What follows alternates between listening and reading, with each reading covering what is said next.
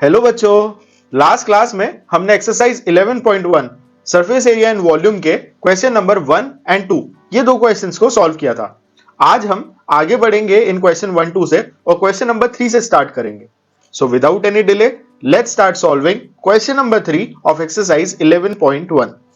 सो question number 3 में we are given curve surface area of a cone is 308 centimetre square and its slant height is 14 centimeter. We need to find two things. One, the radius of the base and second, the total surface area of the cone. तो basically इस question में हमें इस कोन का जो curve surface area है वो already given है। CSA is equal to 308 centimeter square and we are given L which is 14 centimeter. अब हमें पता है कि CSA of cone का फॉर्मूला होता है पाई आर एल। इस पर्टिकुलर इक्वेशन में अगर हम देखें तो हमारे पास में क्या क्या चीजें हैं जो कि नोन है और क्या क्या चीजें हैं जो अननोन है। कर्व सरफेस एरिया हमें पता है, क्वेश्चन में ऑलरेडी दिया हुआ है विच इज 308। पाई की वैल्यू हमें पता है, एल की वैल्यू भी हमें पता है क्योंकि स्लांट हाइट क्वेश्चन में ऑलरेडी दे रखी है। What we don't know is R. तो हम सिंपली इस फॉर्मूले का यूज करते हुए पाई आर एल के थ्रू आर की वैल्यू कैलकुलेट कर सकते हैं। तो हम ये सारी वैल्यूज इस इक्वेशन में इंप्यूट कर देते हैं। So curve surface area of cone which is 308, it will be equal to pi which is 22 by 7 into r which is given which is not given to us, right? तो r को r ही रहने देते हैं and l it is 14. so 7 से ये 2 times में cut गया तो this will become 308 equal to 44r। 22 into 2 44 हो गया और into r रख दिया तो यहां से r की वैल्यू निकल के आती है 308 by 44। ये दोनों ही 11 से डायरेक्टली डिवाइड हो रहे हैं। So let's divide it. 4 times में 11 से गया आपका 44 and 11 into 2 times 22 and 8 times 88, 4 7 times 28। So 7 centimetre is your radius. तो अब आर भी आ गई, एल भी आ गई। सो इस तरीके से हमने पार्ट 1 ऑफ द क्वेश्चन तो सॉल्व कर लिया क्योंकि हमने रेडियस निकाल ली। Now let's talk about the part 2 of the question which is to find the total surface area of the cone. So TSA of cone का फॉर्मूला भी हमें पता है, it is equal to pi are l plus r. Let's put these values. Pi is 22 by 7 into r is 7, L plus are यानी कि L 14 plus 7। सो 7 से 7 cancel हो जाएगा and what you will get is 22 into 21 centimetre square. So this is the total surface area of the given cone. And that's how we can solve question number 3. Now let's talk about question number 4. Question number 4 में we are given a conical tent is 10 meter high and radius of its base is 24 meters. सबसे पहले draw कर लेते हैं हम ये conical tent. So let this be our tent. इस conical tent की जो हाइट है वो 10 meters है।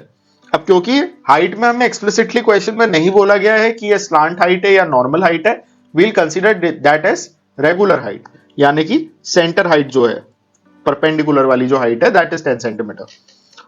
Okay, it's 10 metre not centimetre. तो ये तो हुआ एक पार्ट। And the radius of its base is 24। Radius हमें दे रखी है दैट इज 24 मीटर्स।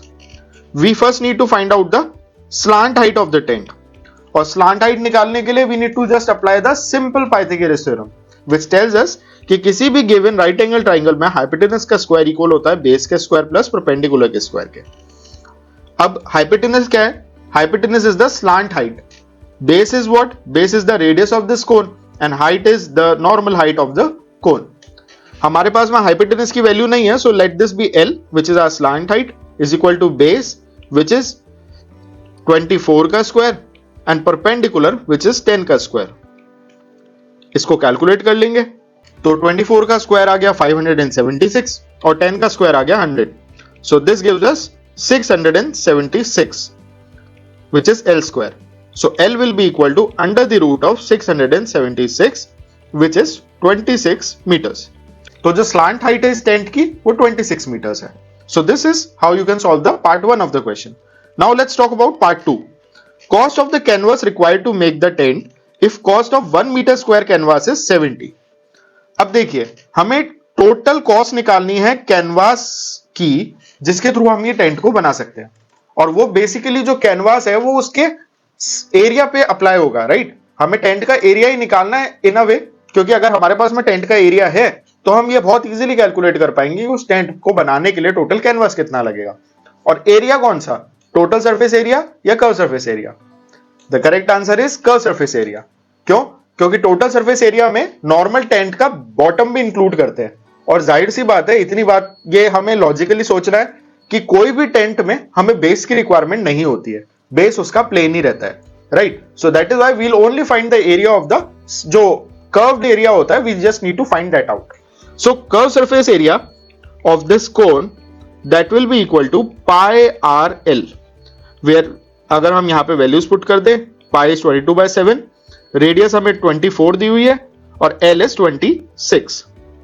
इसको कैलकुलेट अगर हम करेंगे तो it will come out to be approximately equal to 1961.1 metre squares. तो ये हो गया हमारा कर्व सरफेस एरिया। और हमें ऑलरेडी कॉस्ट कितनी दी हुई है पर मीटर स्क्वायर, जो कॉस्ट हमें क्वेश्चन में दी हुई है दैट इज ₹70, राइट?